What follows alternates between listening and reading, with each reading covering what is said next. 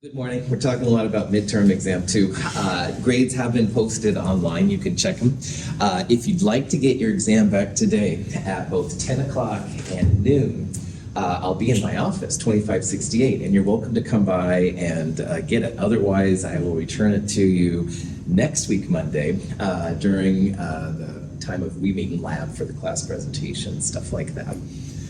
Just as a reminder, there is no lab today at 1:10. Nobody show up, all right, unless something else is going on. But yeah, we're not going to have lab today. This is the only thing that's required this week.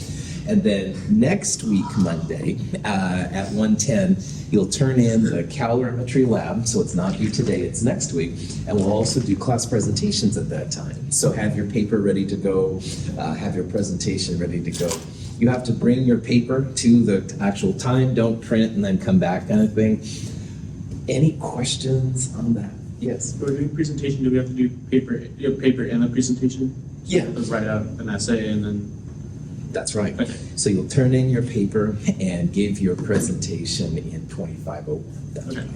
And that's the only thing we're going to do. We're not going to look at problem set 6. We don't have a lab afterwards, anything like that. So... Other questions? Excuse me. We left off on Friday talking about the de Broglie wave equation. And this amazing equation is actually pretty simple to derive. You take E equals mc squared and you let it equal to E equals h nu. And when you figure all those things out, and remembering that particles supposedly can't travel at the speed of light, so you put V in instead of C, you get this equation, which says the wavelength of a particle equals Planck's constant h divided by the mass divided by the speed velocity.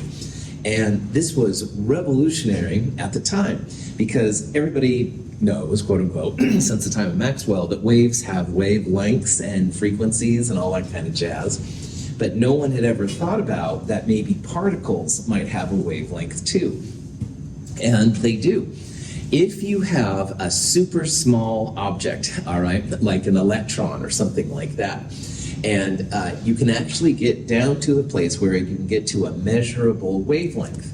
And in this example here, this 10 to the minus 12 meters is within technology's limits to measure wavelength, which is kind of crazy. So it's a very simple equation. Nobody knew what to do with his proposal when he made it. Einstein finally says, give this guy his PhD, and it's a cool thing. A joule is a kilogram meter squared per second squared. So if you're a unit person and you look at everything inside here, the joule part, you should substitute in kilograms meters squared per second squared to make it work out. And the wavelength comes out to be meters. You can then convert it to nanometers or whatever you want from there. But this real simple equation had some pretty extreme consequences because people were used to thinking of light as having wavelengths and frequencies just like that. Well, now all of a sudden particles, and specifically electrons for us, also have those same kind of phenomena too. Electrons have wave properties. If we shoot a beam of electrons through thin metal foil, the atoms of the foil cause the waves to interfere with each other.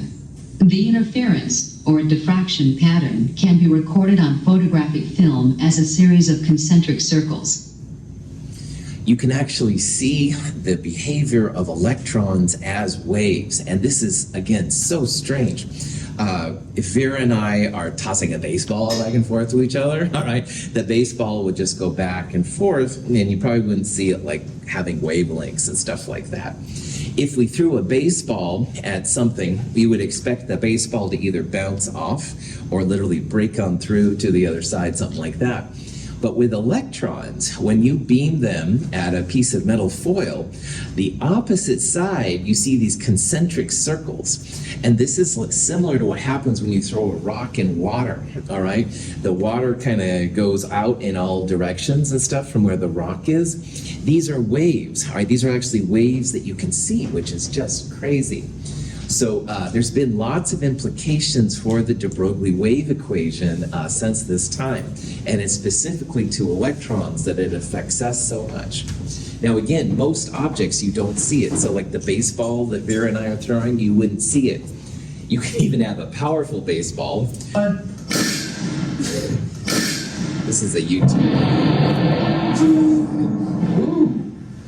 Let me play this thing real quick.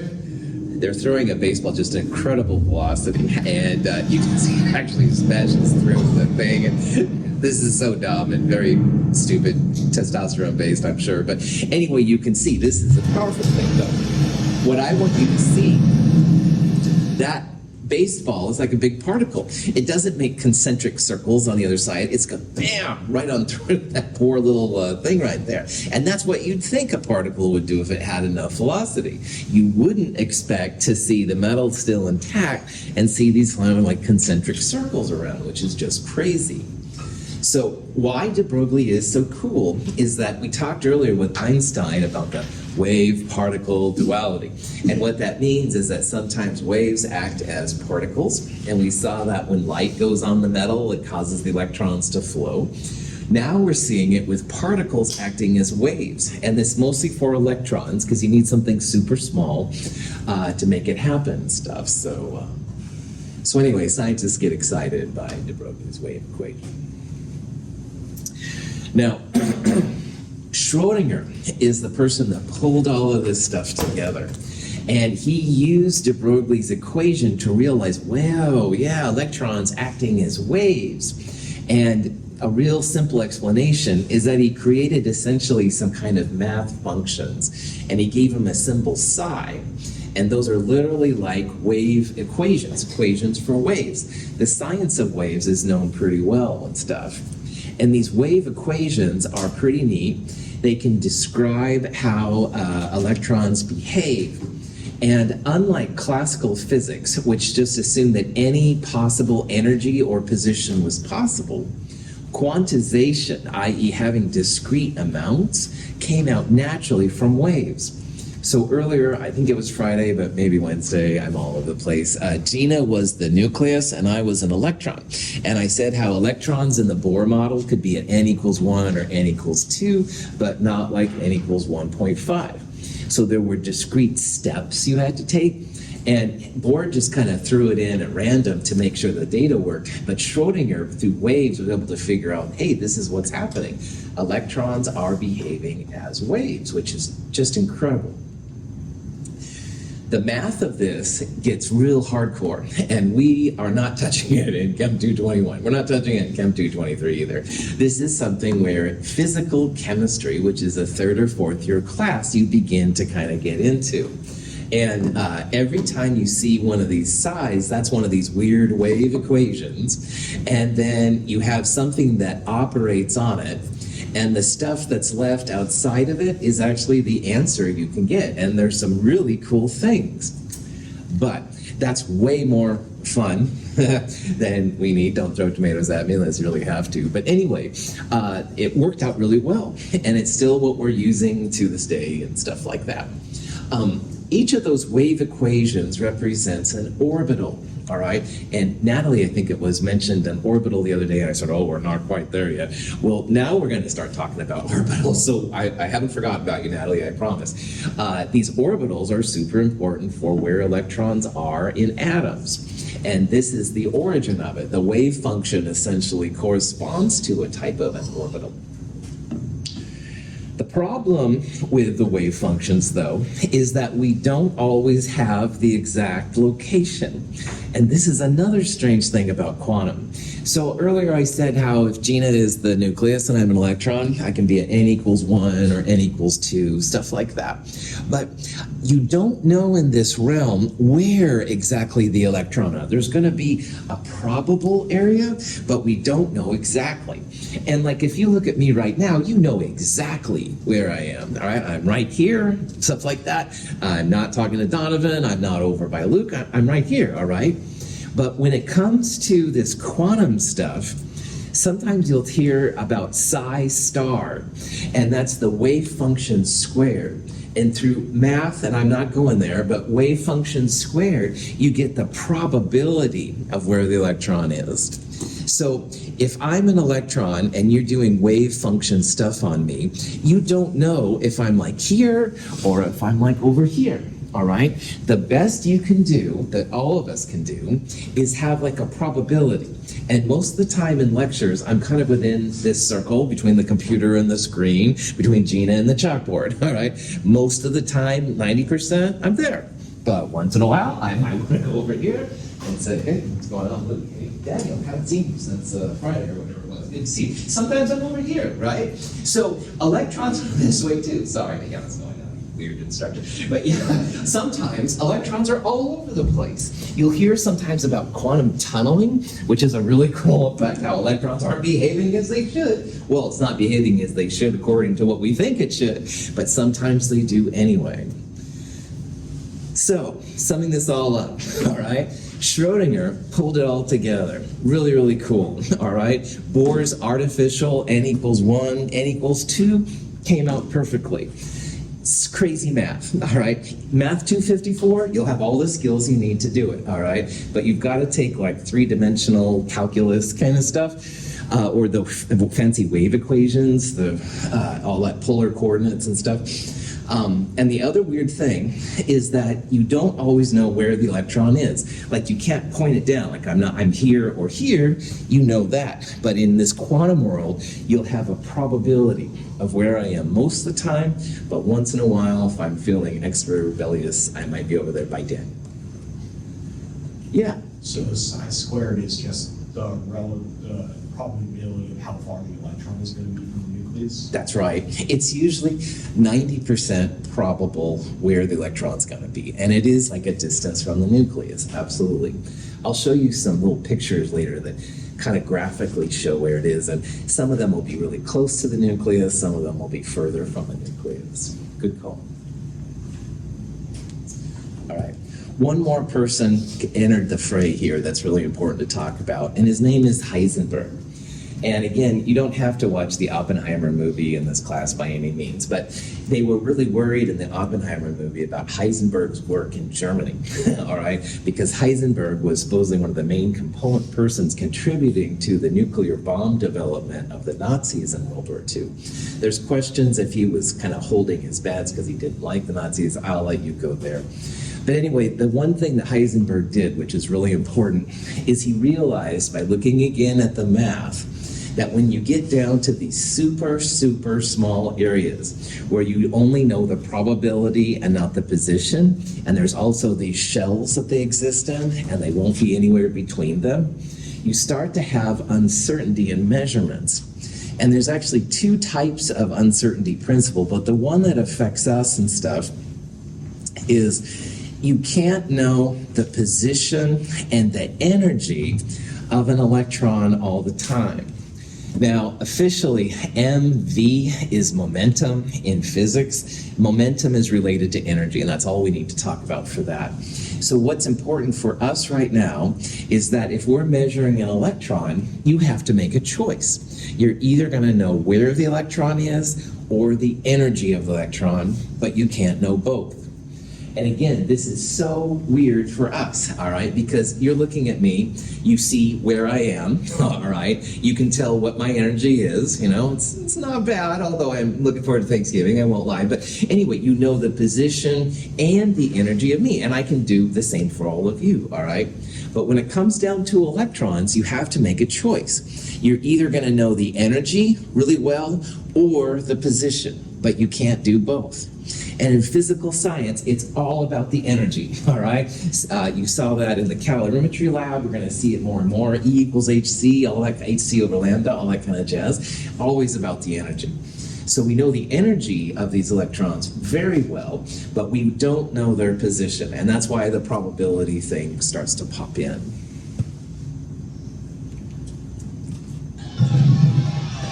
And it's a dead heat.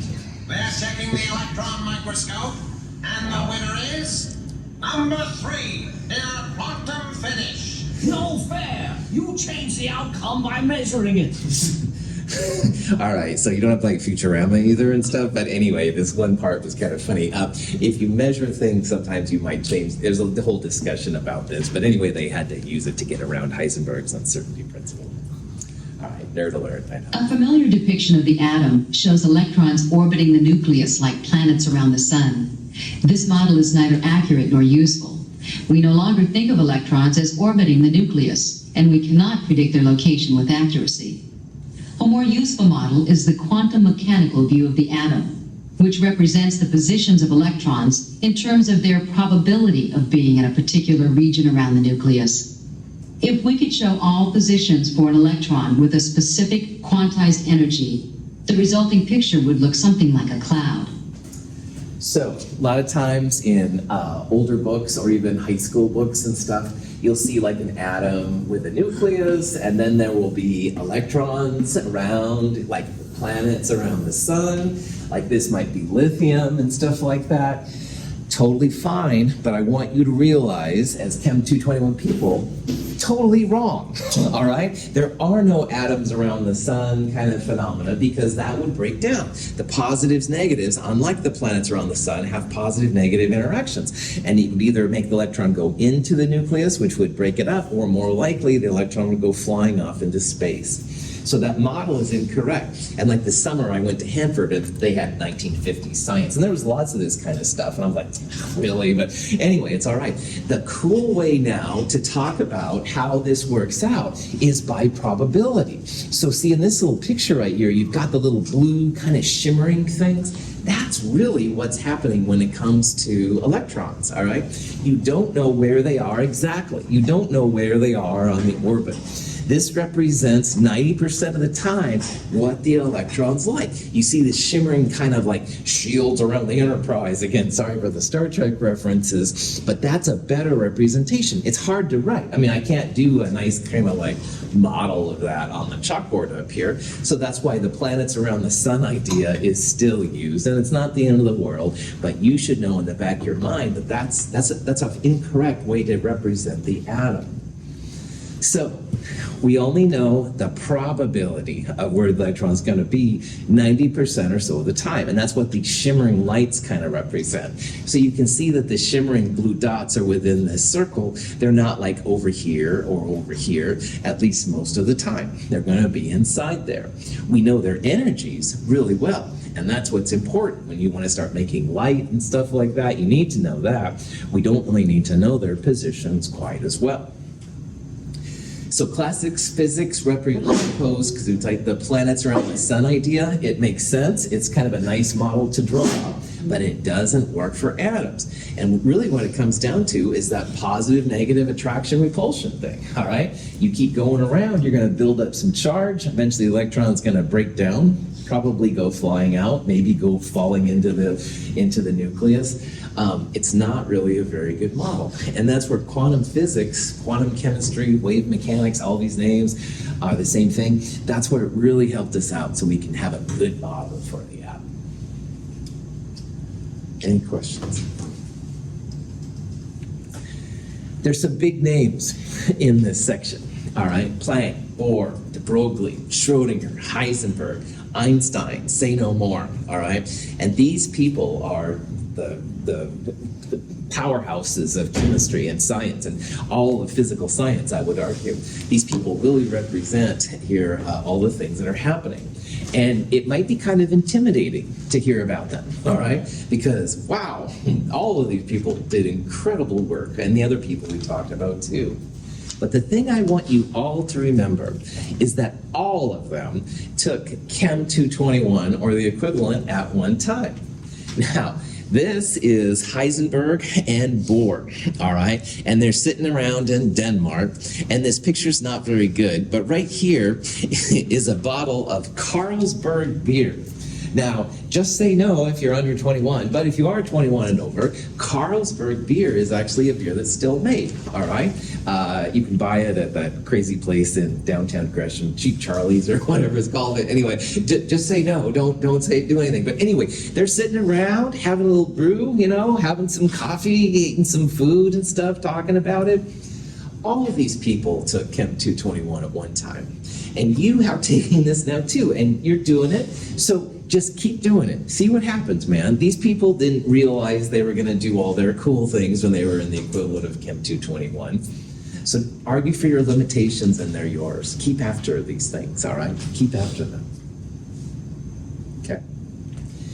Now, what we're going to do in this next section is we're going to use the results of that hardcore calculus action I talked about that Schrödinger created, and we're going to see how we can use it to describe how electrons get placed around atoms.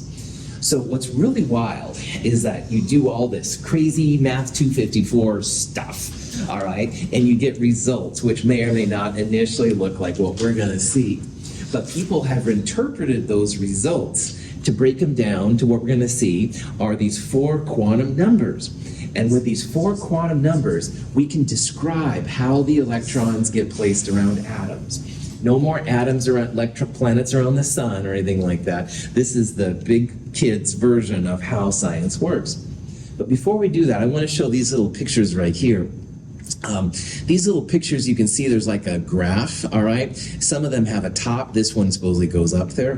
These are the probabilities, going back kind of what Gabriel was asking about. If you take these wave functions and you square them, you can see there's like going to be a certain area that this is more likely to be, all right? This one's mostly here, but a little bit here. This one is mostly here, but a tiny bit of these kind. These are how they figured these kind of things out. And in the background, kind of faded out, are the actual wave functions. And maybe one day this is stuff you'll do, all right? In graduate school, I was amazed. At the time, I could do some of these partial derivatives and stuff like that. And I was amazed. All these things popped out. And, a little bit of coffee to do them, no question. But anyway, it's all stuff you can do too one day if you want. So in order to understand what these math calculations tell you, you have to kind of see how this all plays together. And what we're going to do is we're going to say that electrons are in what's called an orbital. All right, going back to what Natalie said the other day. So the orbitals will hold electrons, but orbitals themselves will be placed into what's called a subshell. All right. And a subshell is just a collection of one or more orbitals. Some will only have one orbital, some will have lots of orbitals. And the subshells themselves are further organized into shells. Some shells will have just one subshell, some shells will have 2, etc., etc. So using these quantum mechanics calculations, people then see that electrons go in orbitals. The orbitals are placed in subshells, and the subshells are placed in shells. Now, shells are kind of the master way to figure out where the electrons are. And shells have what's called a principal quantum number. And the principal quantum number gets the symbol n. So every time you're going to see n now coming up, that's a shell number. And really, it was the shell number I was using when Gina was the nucleus. I was at the n equals 1 shell when I was closest. N equals 2 was a little further away. N equals 3, etc., etc. So we're back here to the shell values to figure out how this works out. The shell is really helpful to figure out the energy of where the electron is, and also the overall size of orbitals and subshells. And we'll look at this here in a little bit. So we're going to talk about quantum numbers n, the shell numbers, all right? And they're going to help us figure out the energy, the size, lots of kind of interesting things like that. Now, the shell numbers are actually one of the things you can read pretty directly from the periodic table. And with some minor exceptions, shell numbers are equal to the period numbers. Now, as a quick reminder, groups go up and down, and periods go left and right. And n equals 1, which you can see on the periodic tables in this room, is hydrogen and helium only. And period 2, which corresponds to n equals 2, is lithium, beryllium, and then you jump over to boron and go to neon. Period 3 starts with sodium, period 3 starts with potassium, stuff like that. And with some minor exceptions, the n number and the period number will be the same. We'll talk about what it is for some of the ones in the middle here pretty soon. So, quantum numbers, there's 4 of them, and that's what we're going to use in this next section. And again, all these crazy things just pop up from calculus, which is crazy. N is what they call the principal quantum number. It's the shell number. And the shell helps us to figure out the energy of the electron as well as the overall size of the thing we're looking at. Now, L and M sub L are the next two.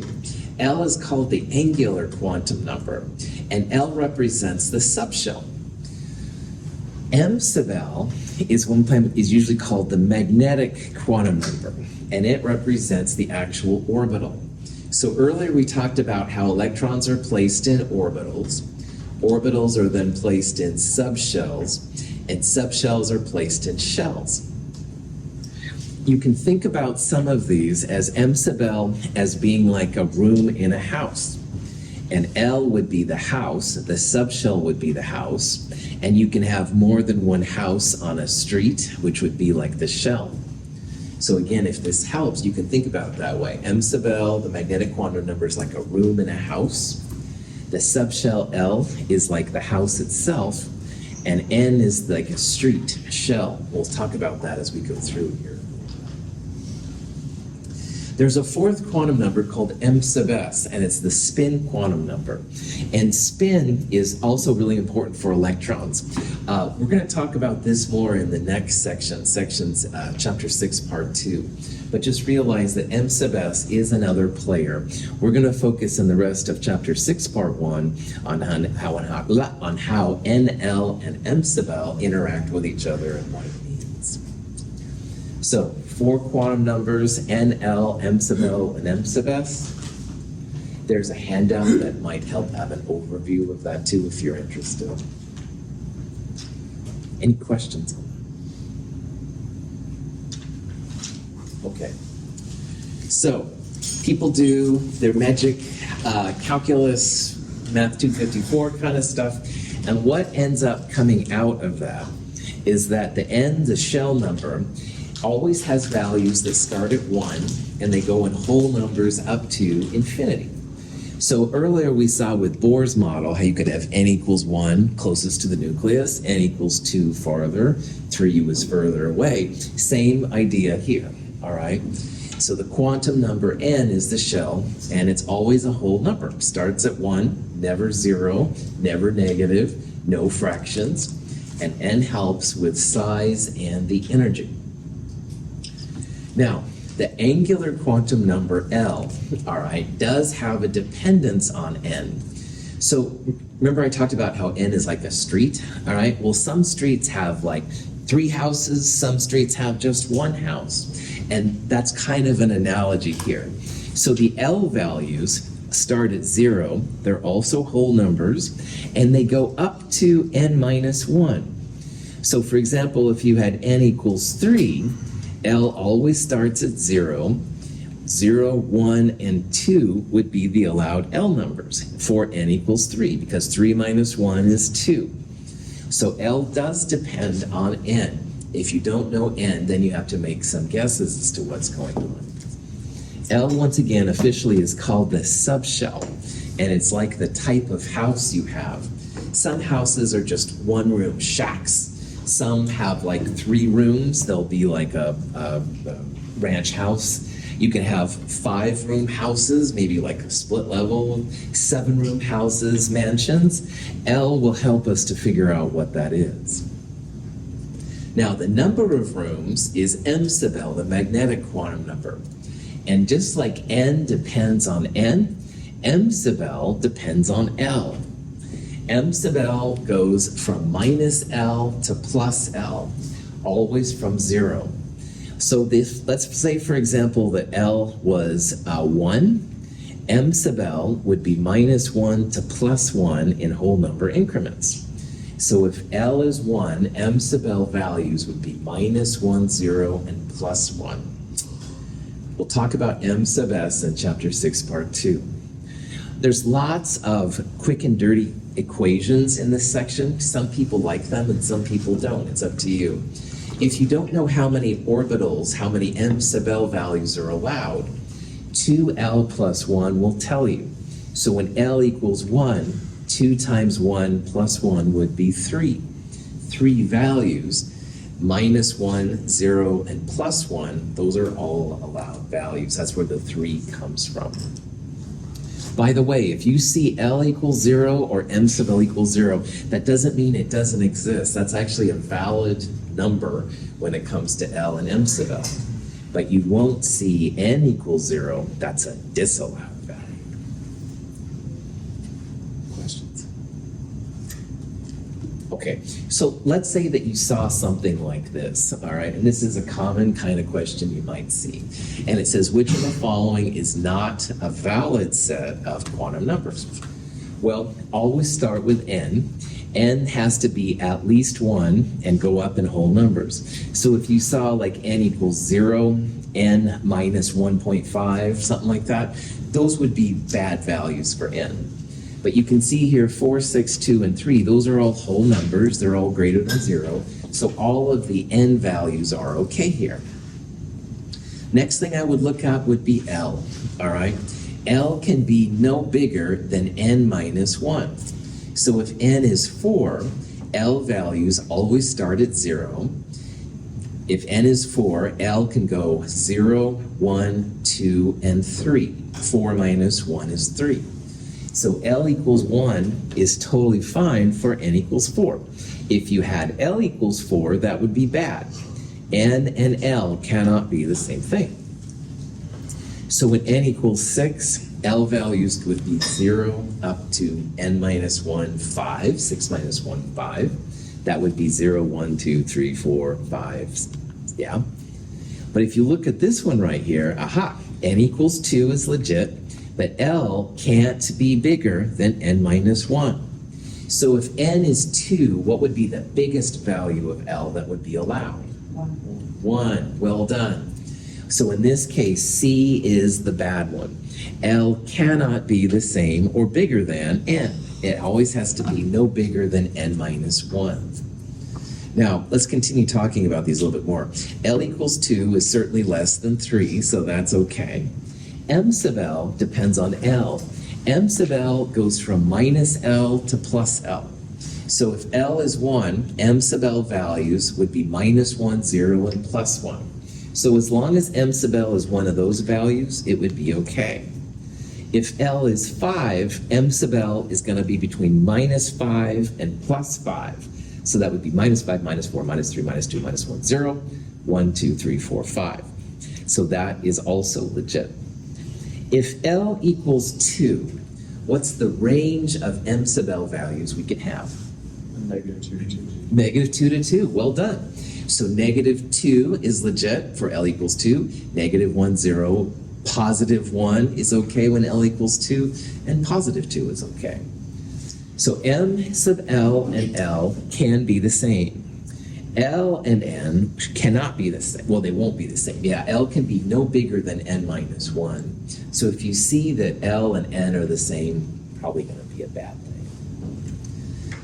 Usually L is supposed to be a cursive L. Sometimes I just use lowercase l because it's kind of a weird font to find. Just realize as long as you can designate which is which, that's cool. One thing to realize too is that all of these are the results of all this 3 or 4 dimensional calculus, all right? And that's pretty hardcore stuff. And these numbers pop out, and we all know 3s and 1s and 0s. But it's incredible that this is all came together. It's really bewildering. Okay. Now, here's a bunch of pictures of the different orbitals. So going back to what Natalie said, now these are truly orbitals. And this is what we're going to call the 1s, 2s, 3s, 2px, 2py, 2pz, etc., etc. Each of these represents an M sub L value. And you can see how like these 3 are all put together, and these 3 are together, and these 5 are together. These 3 right here is what a subshell. It's a collection of orbitals. There are 3 orbitals in this subshell. This subshell has 1, 2, 3, 4, 5 orbitals. And again, each of those little pictures there represents a place that electrons can be found. So when you see a little sphere or a big sphere or a circle 8 or any of these kind of things, that's the probability of where the electron is more than 90% of the time. all right? So just like you know that I'm within this little kind of square down here 90% of the time, well, the electron about 90% of the time is in there. Sometimes it's going to be outside. Daniel's cool to talk to as an example, but 90% of the time that electron's going to be inside that little blue circle right there. And that's kind of a wild thing. So we're going to start talking in this part here about what's called NL notation. And this is an important thing to understand. We're getting to the place where we're going to talk about the energies of electrons.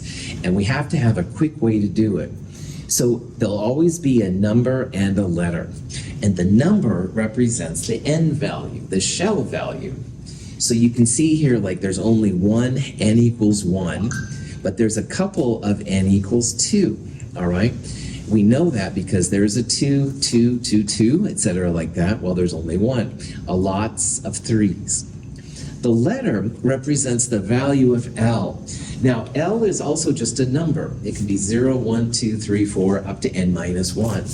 But if you had a number next to a number, that wouldn't help people at all because you wouldn't know, like if it was a 0, we're going to see that S means 0. Well, 30 could be 30 for the shell. It could be lots of different things. So what they've developed then is the SPDF kind of piece of information. And each of those letters represents an L value. So if you have a 3S, that means that N equals 3, and S means L equals 0. So right away you can tell what the N and the L values are. If you have a 3D, well, the number represents the N, so N equals 3, and D means that L equals 2. So you can see that all of these have L equals 2, that's the subshell. All of these are L equals 1 and N equals 3. Right below it, we also have L equals 1, the subshell, because they're all P's, but these are N equals 2. If you haven't seen this before, people usually like something like stupid people drink freaking gas. Not a good thing to think about, but it is a nice way to memorize and help you remember what the different letters are. Most of the time, we'll look at just SPDF, but G is getting closer, and we'll talk about that later, so that's why I want you to know. Questions? Okay. So, let's say that we had an N equals 3, L equals 1, M sub L equals minus 1, and we wanted to write this in NL notation. The question is, what kind of orbital is it? Well, if N equals 3, what will be the number we put in front? 3, definitely, all right? The N value literally appears right here, so it's not going to be answer D, all right? That would be N equals 4. Now, L equals 1, that's where you go over here, all right? L equals 1 is a P, so in this one, answer C would be the correct answer. Every time you see a P, think L equals 1. S would be L equals 0. D would be L equals 2. If you saw an F, it would be L equals 3. Questions on that? Now, we can do now is start using the NL notation and break down the different possibilities you might see. N equals 1 is the first shell. Now, L goes from 0 always up to N minus 1. Well, 1 minus 1 is 0. Only one allowed L value when N equals 1. And M sub L goes from minus L to plus L, always through 0. Well, minus 0 to positive 0 is just 0. So there's only one allowed M sub L value. So when N equals 1, there's only one L value, which is 0, and there's only one allowed M sub L value, which is 0. Now, if what I just said was gobbledygook, here's another way to think about it. The N equals 1 street has only one allowed L value. That's like one house, all right? And that house only has one allowed room. That's the M sub L value. So it's literally like a one-room shack on the N equals 1 street. Not very fancy compared to the ones we'll see here in a little bit. So N equals 1, that means there's only one subshell because subshell L goes from 0 up to N minus 1. and n minus 1 is 0. So L equals 0 again is an allowed value. It doesn't mean there isn't any L values. That's an allowed value. And if you have L equals 0, then the only M sub L value, which is minus L to plus L, is also going to be 0. So the n equals 1 shell has one subshell, L equals 0, and one orbital, M sub L equals 0. This subshell is called the 1s subshell, all right? N equals 1, when L equals 0, that's the S subshell. The S is supposedly from German, from spherical, all right? We're going to see these are kind of like big spheres, all right? And that's the first place now that we can start putting electrons. And earlier when I was the electron, Gina was the nucleus, n equals 1, that is the 1s subshell, all right? I didn't talk about that way at the time, but that's really what it is. It's basically like a big circle, like a big beach ball that hangs out right around the nucleus. Okay. Let's show some pictures, of course. A lot of times 1s is just seen as like a big ball like this, and that's fine, all right?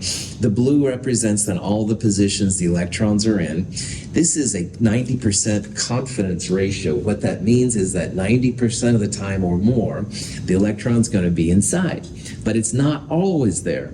This is a two-dimensional picture of this area. And you can see that most of the time, yeah, the electron's over there, but there's a little bit where it's outside of that 90% area. So just realize that electrons, you know, they're just like anybody. They don't always want to behave, and they're going to be outside there. All of these s orbitals we're going to see are spherical. When they do the math on them, it's pretty cool. They all look like big beach balls. This particular one is the smallest. Now, this is a little math program I used to create this little video, and this shows a little bit better. This is an example of what's called a 6s orbital, all right? So 6s means n equals 6, but s still means L equals 0. And you can see it's just big comparatively relative to this one. But what I want you to see here is that in the 6s, there's like concentric circles kind of going around. And the places that are black between the colors, those represent what's called a spherical node. And a spherical node is just a place where there's no electron density. So if you really wanted to make this 6s orbital bond right there at one of those spherical nodes, not going to happen. Electrons are like the glue that hold atoms together, and there are going to be some places where that glue just isn't going to stick. The spherical nodes don't have any glue at those points to make connections with other atoms. When you get to organic chemistry, this can be kind of an important thing, because you have to have the atoms stick together where there's electrons, and if you happen to be on a spherical node, nothing's going to happen.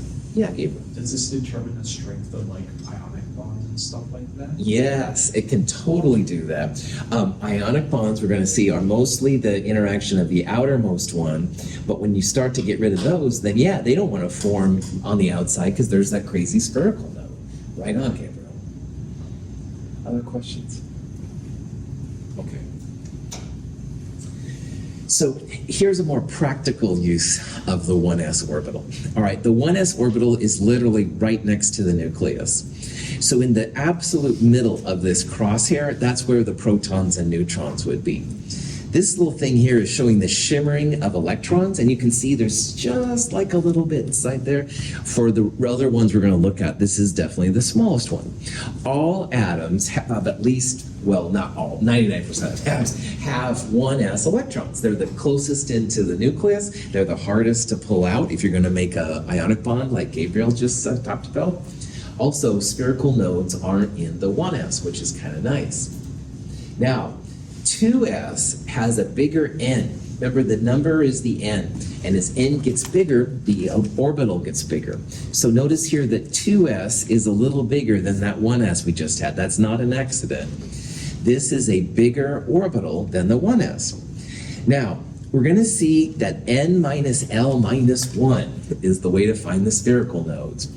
So you have to know n and L values. So here, n is 2, L is 0, so 2 minus 0 minus 1, 1 spherical node.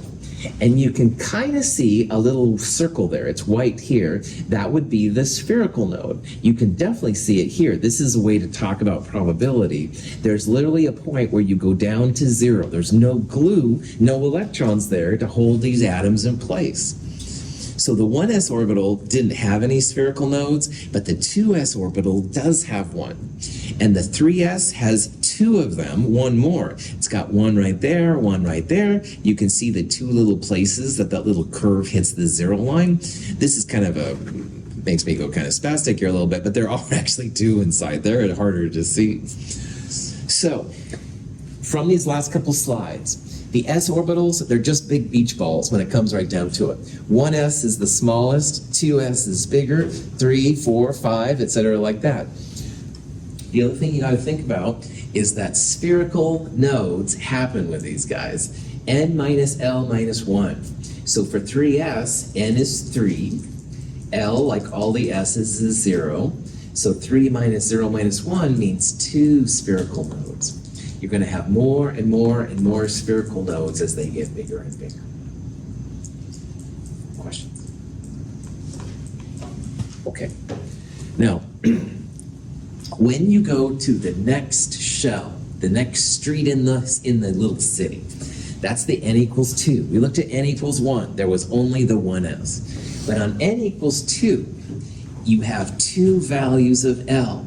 Now remember, the n can be no bigger than, L can be no bigger than n minus 1. So L can be 0, which it always is. 2 minus 1 means you have a maximum of 1. So we have 2 allowed subshells. And subshells, like I said, are kind of like houses on a street. So the n equals 2 street has 2 houses, 2 subshells that are there. One of them, where L equals 0, M sub L equals 0, that's the 2s subshell. I showed a picture of it. It had one spherical node inside it and stuff like that. But the new type of house that we haven't seen is L equals 1. If you have an L equals 1 house, now M sub L goes from minus L to plus L. So that would be minus 1, 0, plus 1, 3 allowed M sub L values. This represents 3 orbitals in the 2p, because L equals 1 is p, 3 orbitals in the 2p subshell. You can think about this as the 2p house has 3 rooms in it, like a ranch house, all right? A little bit fancier than our shack we looked at earlier. This is a different kind of electron storage place. They all look kind of like figure 8s. They have a planar node inside them, which is like a place where there's no electron density once again, so don't be making any bonds right in the middle. This is another common kind of place that electrons can get stored. All of these figure 8s are similar, but what's different about them is the axis they're along. So you can see here there's like a X, a Y, and a Z, all right? Well, the X one goes along some arbitrary X axis, the Y one would go along the Y axis, and the Z one would go along the Z. So you can think about it on a practical level. You've got one of these figure 8s like coming out of the chalkboard. You have a figure 8 kind of perpendicular, or parallel, excuse me, to the board. And then the last one would be up and down parallel to the board. These 3 places are all places you can store electrons when it comes to the p subshells. Here's some pictures. All of these are going to look kind of like figure 8s. There won't be anything in the middle. That's called a planar node, all right? This particular one is the 2px, so they're arguing this part right here is the x-axis. 2py and 2pz would be exactly the same. They would just be along this axis or that axis. But again, this is a place that you can put electrons in, which is kind of cool. 2px, 2py, 2pz, all very similar, almost the same energy. 3px, 3py, and 3pz also look kind of the same, but they're bigger. Remember, as n gets bigger, the orbitals get bigger too. So 3px is a lot bigger than 2px. Still got to think about spherical nodes, n minus L minus 1. There's going to be a planar node still right in the middle, which is like a plane of glass that goes in the middle. All of these are just places we're going to start putting electrons here in a little bit. So.